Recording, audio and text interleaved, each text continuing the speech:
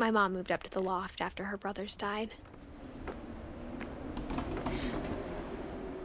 At the time, it was as far away as she could get.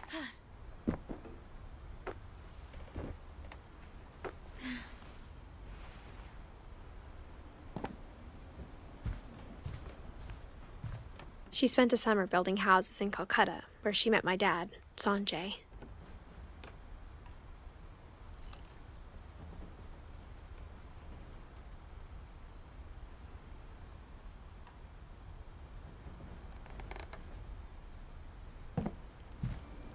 Religion was another thing my mom never talked about, but I think it helped her a lot after her dad died.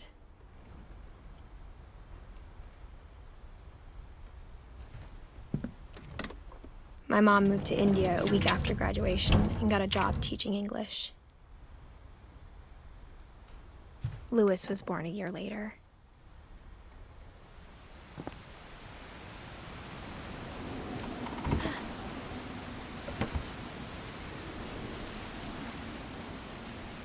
When my dad died, I don't think Mom knew where else to go. I'm sure Edie was happy to have her back.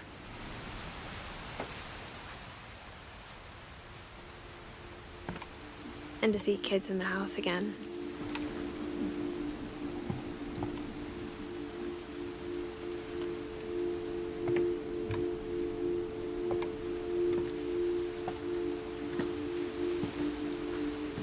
The house had to get a little bigger, but Edie was used to that.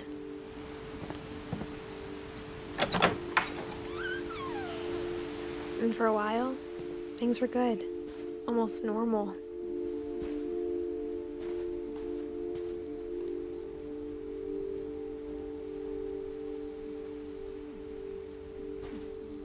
But it didn't last.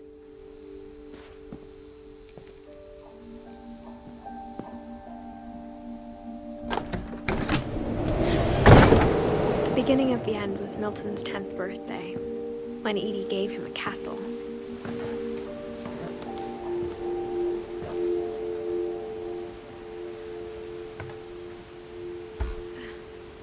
After Milton disappeared, the only thing he left behind was a room full of paintings.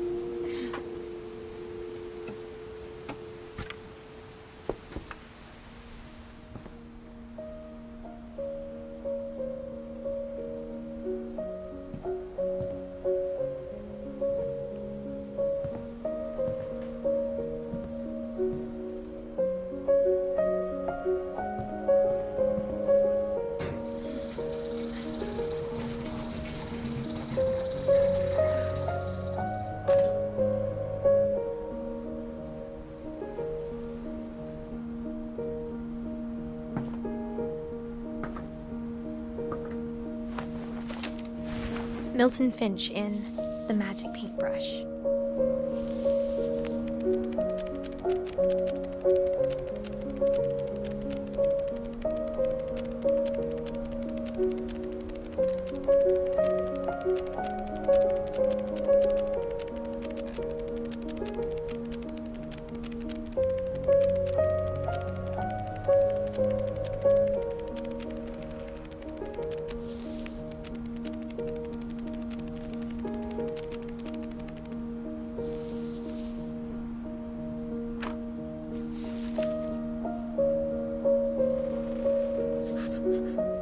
I was 4 when Milton disappeared.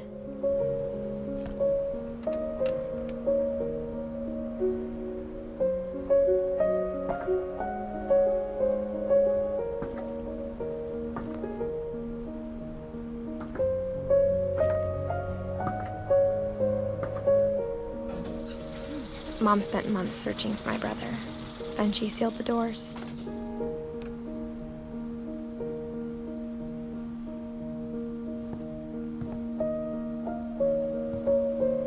Whatever Milton had found in the house, Mom didn't want it getting out.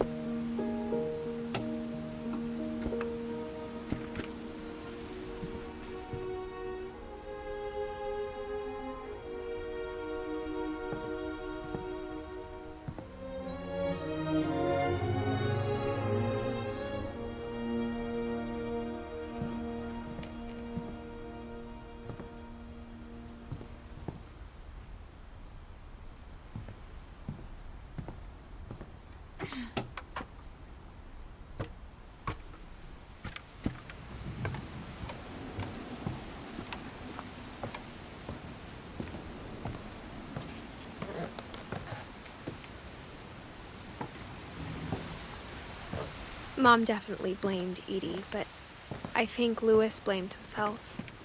After he graduated, he just spent more and more time in his room, until Mom got him a job at the cannery.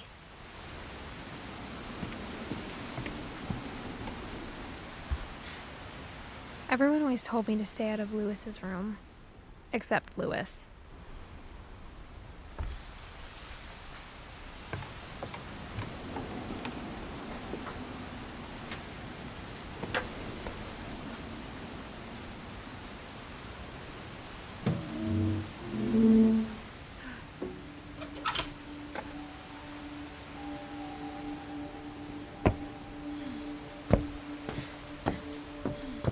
Louis's room smelled very, very familiar. That part of him lived on.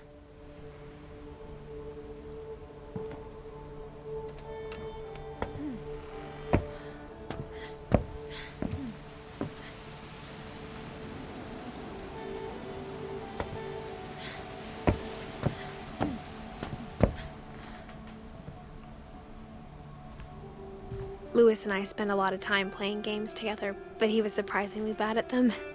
He died a lot.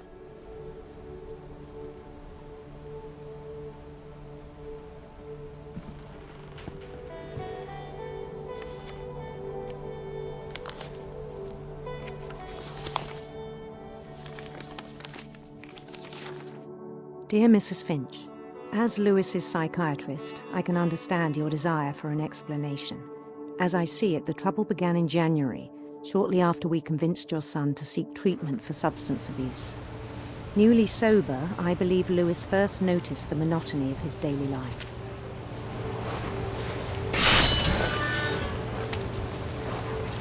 He kept working at the cannery, but he withdrew part of himself. In our sessions, I saw the same behavior. His mind began to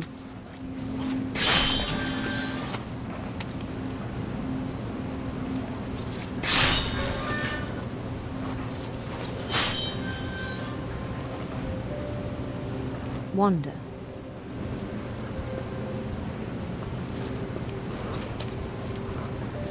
I asked him to describe it.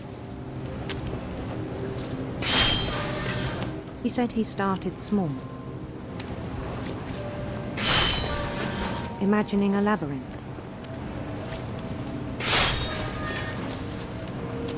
He'd feel his way about.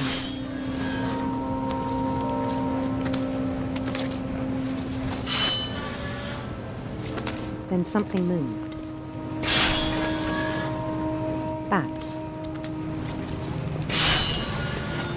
And toads. And things that have not names.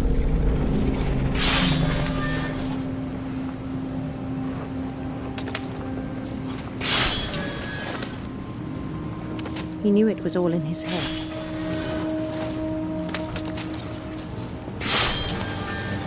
But he took it very seriously. I had hoped he'd find himself.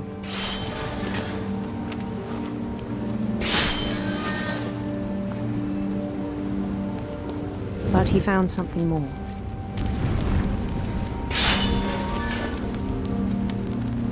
I worried about him then. Daydreaming at the cannery, I spoke with his boss. But he said Louis had become a model employee. Methodical, tireless, focused.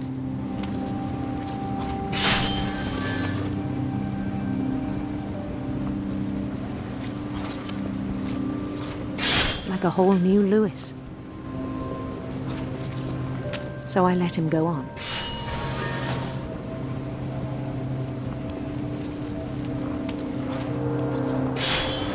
I even encouraged him.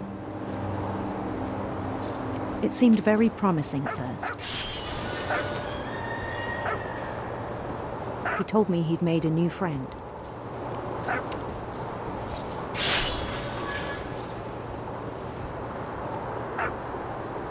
On the edge of a city he named Louis-topia.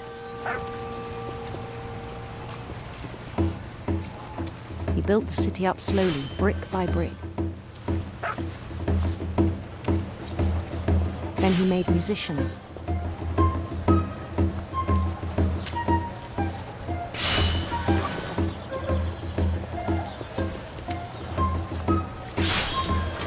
And songs for them to play. He talked about starting a band. And he was always humming something. Every day his imagination grew stronger.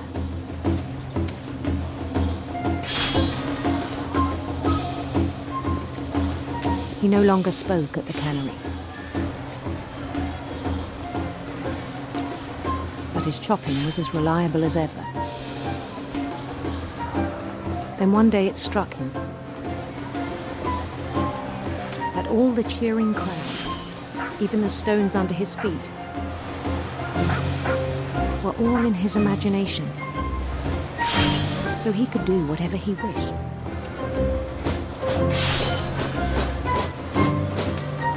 He held an election for mayor,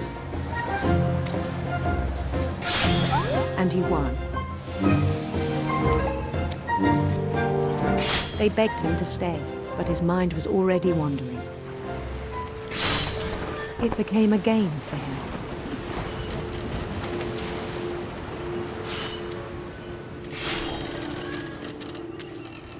He'd conquer a city, then immediately push on.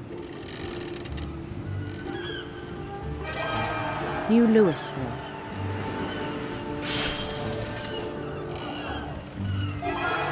St. Louis. He started drifting away from our reality.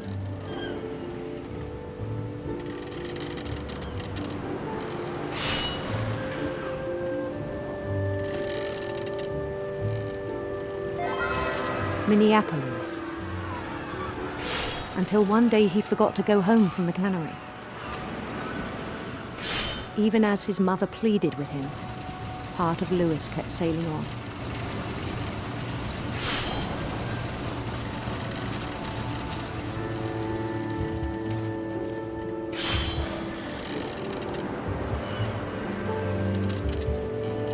In Louisburg, he heard rumors of a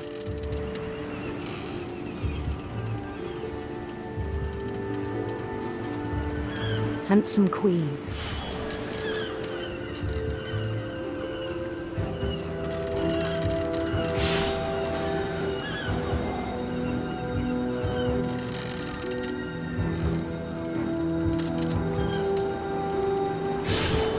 The queen was on her own quest for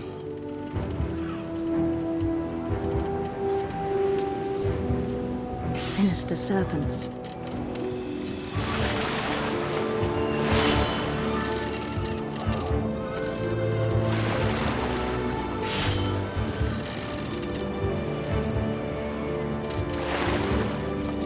He followed the sound of her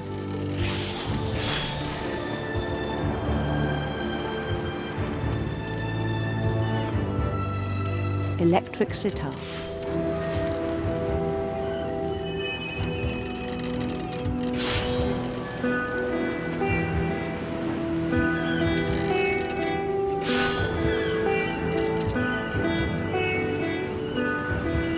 His chase led him to a golden palace east of the sun and west of the moon.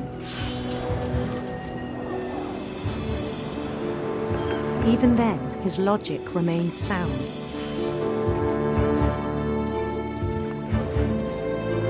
He knew the world was all in his imagination.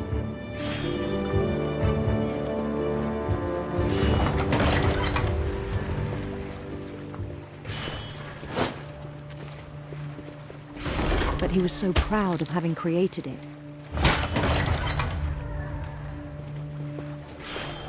In his own eyes, he'd become something greater than a king.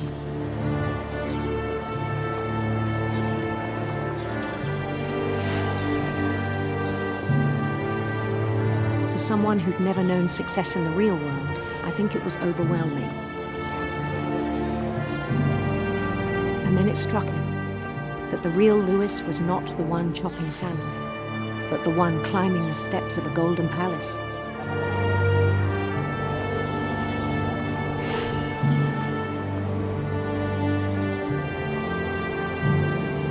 My imagination is as real as my body, he told me. It was hard to argue with him.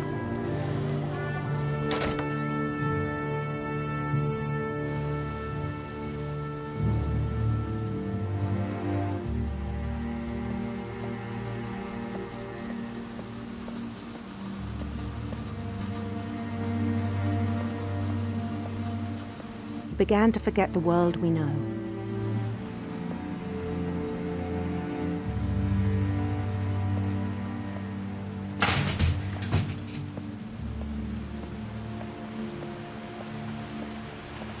I think it pained him to remember Lewis, the cannery worker.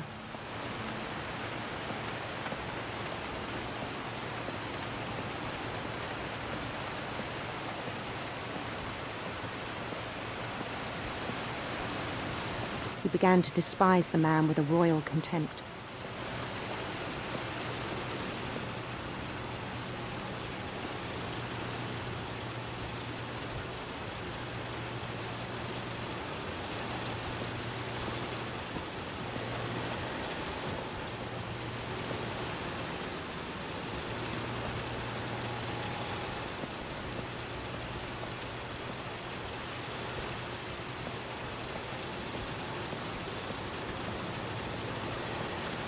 I still thought I could save him. Even after he said he was being crowned king over all the lands of wonder. The palace would be packed with his companions.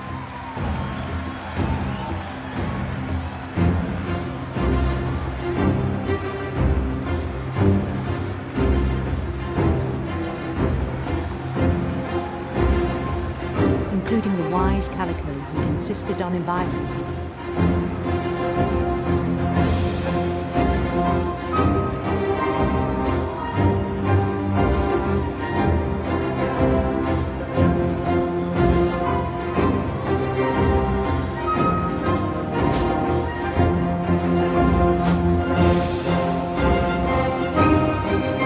His queen waited, holding his crown.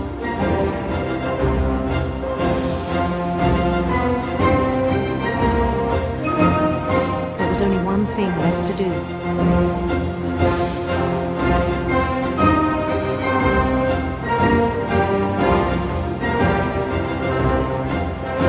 Bend down his head.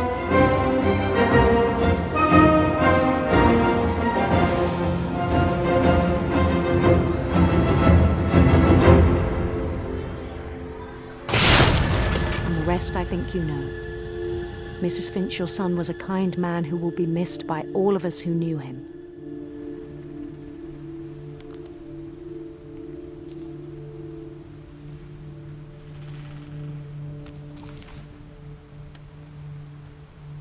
My brother was really cool. I wish you could have met him.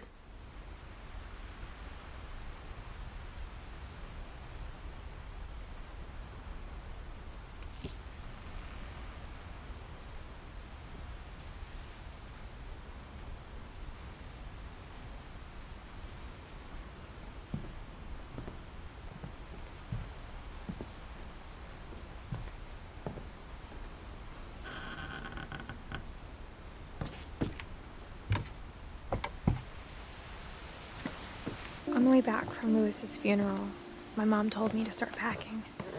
She waited until the day before we left to tell Edie. I'm not sure if she wanted to make it easier or harder.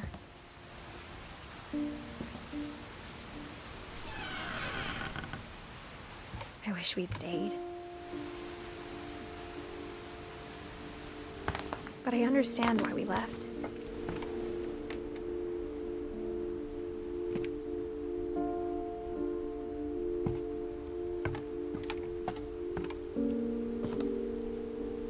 My mom ended up leaving everything behind.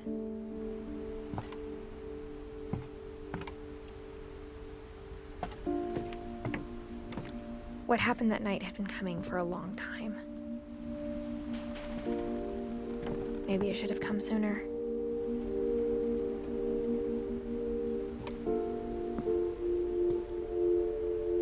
But it had to end one way or another.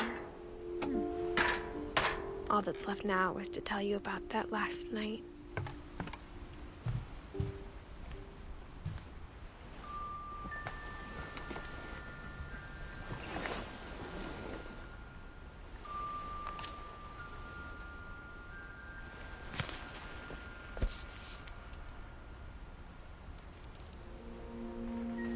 That whole last day, Edie just watched us pack and didn't say a word.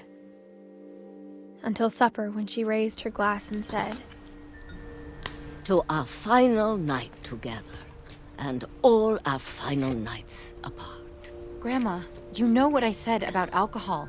Some of your medications are very Edith, specific. I left a present for you in the hallway. Why don't you go open it? The grown-ups have to argue now. I'm sorry, you're right. We're all leaving tomorrow. Let's just enjoy our last... I'm not leaving. Edith, you're excused.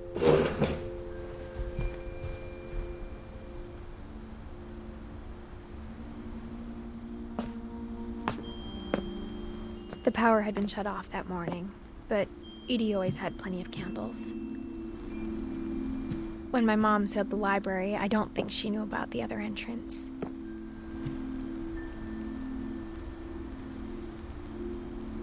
Or that Edie had a key to it.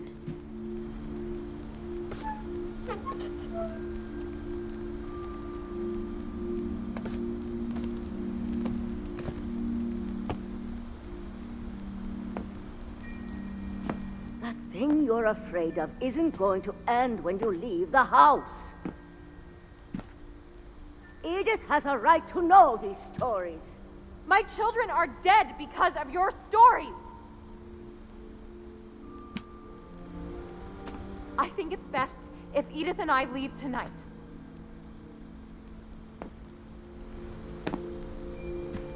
We'll have the nursing home send a van for you in the morning, okay?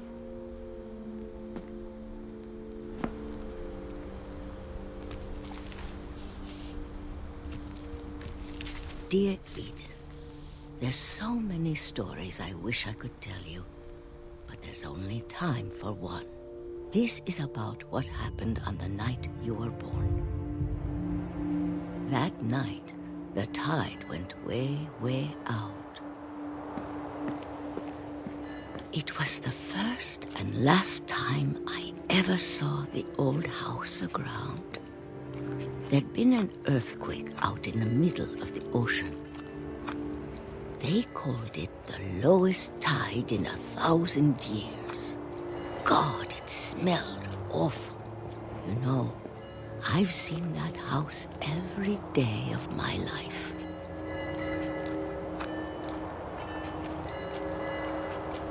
But I never thought I'd go back to it.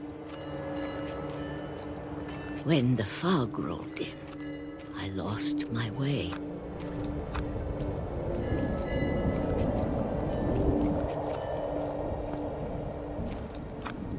I got turned around.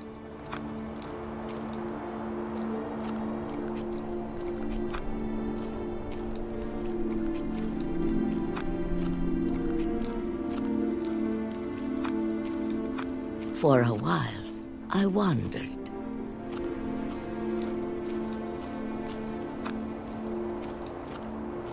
I started seeing things.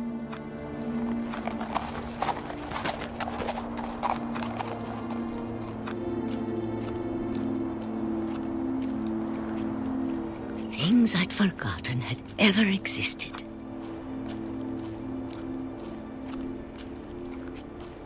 But when I saw them, they felt like old friends. That night, a lot of things came back to me. Or maybe I came back to them.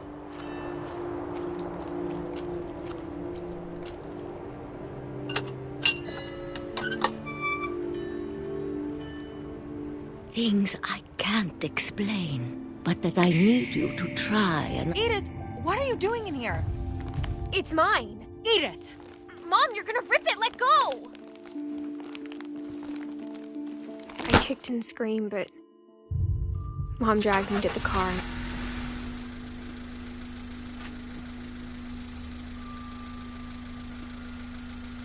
I never saw Great-Grandma Edie again. The next morning, the van came to pick her up, but she was already gone. After that, we moved around a lot.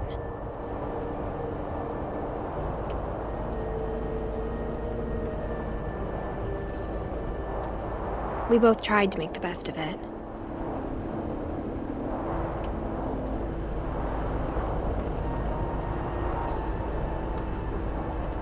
A few years went by.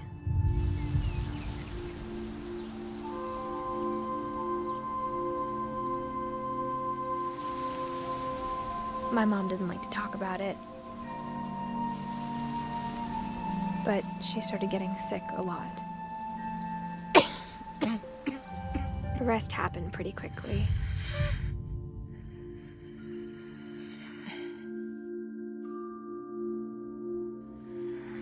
She got better for a while, and then she didn't. And then I was alone.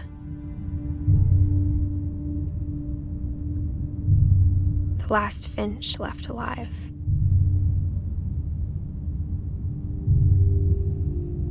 Until I found out about you. I'm still not sure what to tell you about all this. If we lived forever, maybe we'd have time to understand things. But as it is, I think the best we can do is try to open our eyes and appreciate how strange and brief all of this is.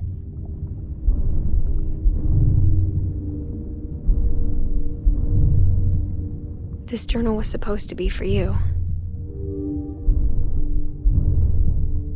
But now I hope you'll never see it.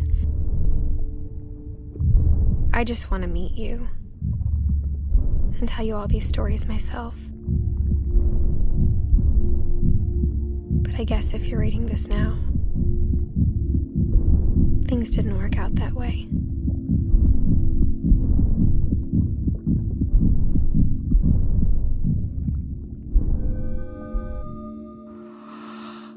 This is where your story begins.